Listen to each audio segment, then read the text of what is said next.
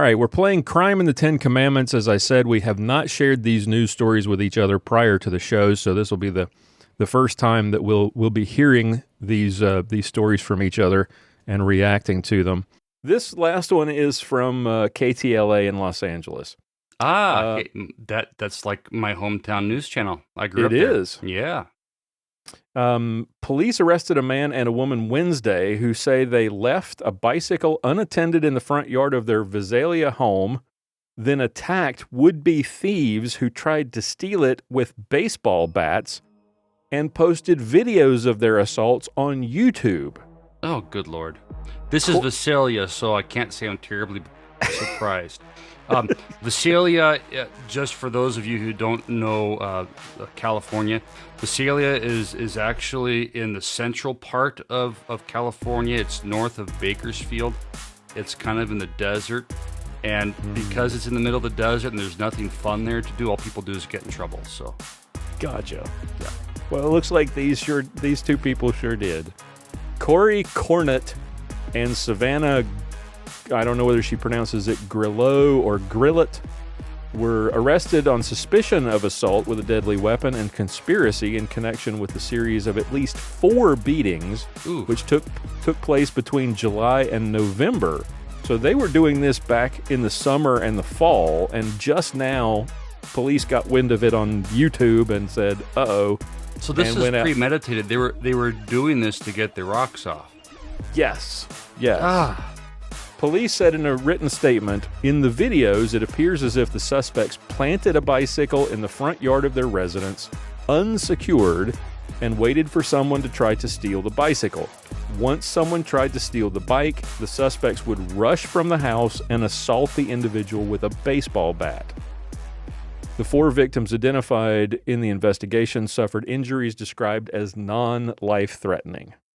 I mean, how many times have we seen these stories of the porch pirates where, you leave something on the front porch, Amazon or FedEx drops something off, and then you've got somebody showing up just to rifle through your stuff and run off with it. Right.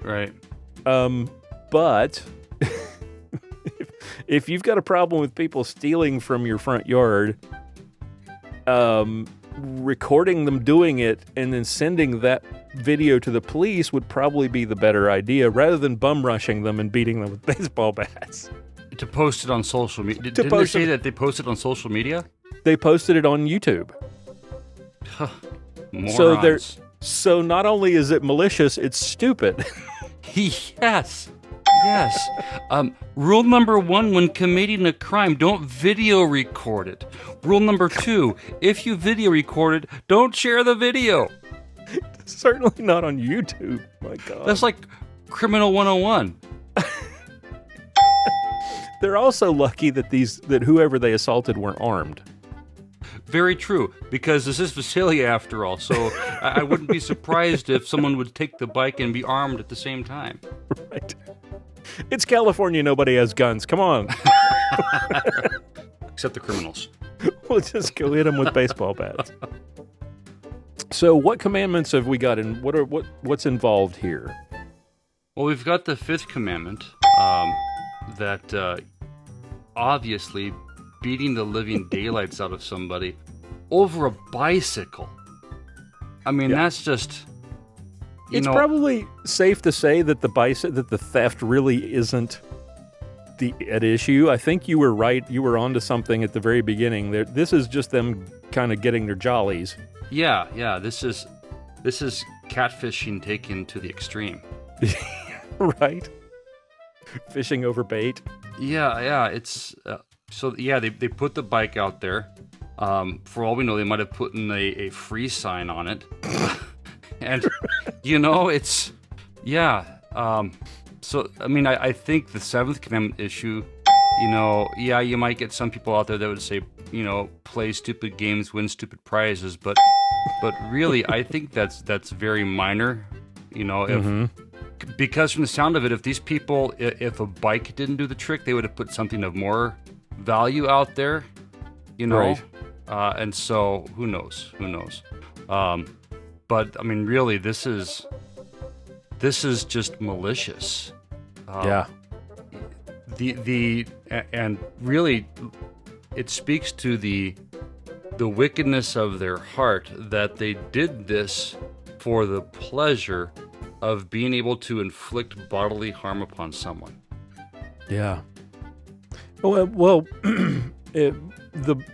we've talked on the podcast before how the Ten Commandments break down really to two commands: love God and love your neighbor. And clearly, if you're willing to bait people into coming into your yard specifically so that you can assault them, you clearly don't love your neighbor.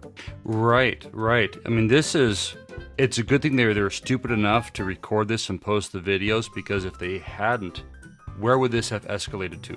Because those thieves, they're not going to say, "Oh, I'm going to go report this now," because, what are you going to do? Yeah, right. I was stealing a bike, and these people came out and whooped my butt with a baseball bat. Right.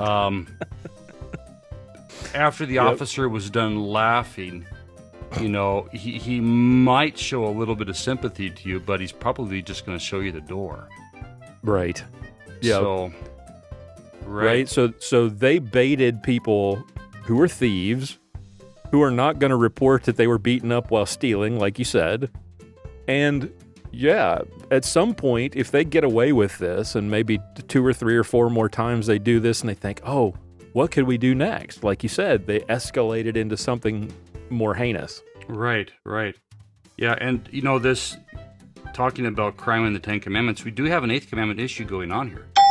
Because the average person would walk by that house and say, "Oh, someone just left a bike there."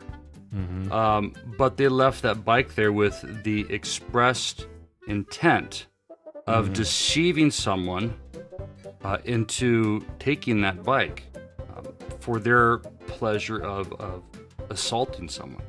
And so you would say there is an 8th commandment issue there because of the intentional deception. Yep. 4th commandment? Obviously, yep. So obviously breaking the law, but also even if let's take that 8th commandment approach to this and put the best construction on it and think that they're doing this to deter people from theft. Even if that were the case, this isn't their job. So they're not honoring authority by essentially acting as vigilantes. Right. I mean, if somebody breaks into your house with a weapon, yeah, it's okay to go after them with a baseball bat if that's your only weapon of opportunity. But it's with a case like this, yeah, you could say that this is, quote unquote, vigilante justice, and that they took it upon themselves to, teach people a lesson for theft. But I mean, the glitter bomb guy, that's how you teach people a lesson. Right. Right. But yeah. You coat the bike in pink paint or something that won't come off. So when they sit on it or they touch it, they end up covered in goo. Yeah. Or you put glue on the seat or something. That's the way you do this. And then you film it, and then you take the film to the police and say, right. Look, here's what's going on. You could have used like a pepper spray canister that was rigged so that when they pulled that, they get sprayed with, they pick the bike up, they get sprayed. You got the marking paint as well as the very unpleasant result. I mean, but then again, there could have been some minor legal issue there with assault. Yeah, depending true. on the jurisdiction. But still, I mean, something like that, they clearly they weren't concerned about assault. So right, obviously. But they could have been more creative with this, that even would have taught an even better lesson to some of these people, because just the shame of we fooled you is sometimes a big negative reinforcement tool. So there's that. But well, let's look at the social. We kind of glossed over the 7th and 10th commandment angles to this, but I think there may be, the way you were, after hearing you to talk just then about the things they could have done and put and filmed and put on YouTube, it seems to me that maybe there is a 10th commandment issue here, coveting fame and fortune that Oh, sure. so many people are looking for on YouTube. Yeah. And they could have gone a completely different direction with this, like you were saying. Be creative and prank these thieves instead of beating them. Right. And, of course, the big bonus there is they wouldn't have gotten arrested.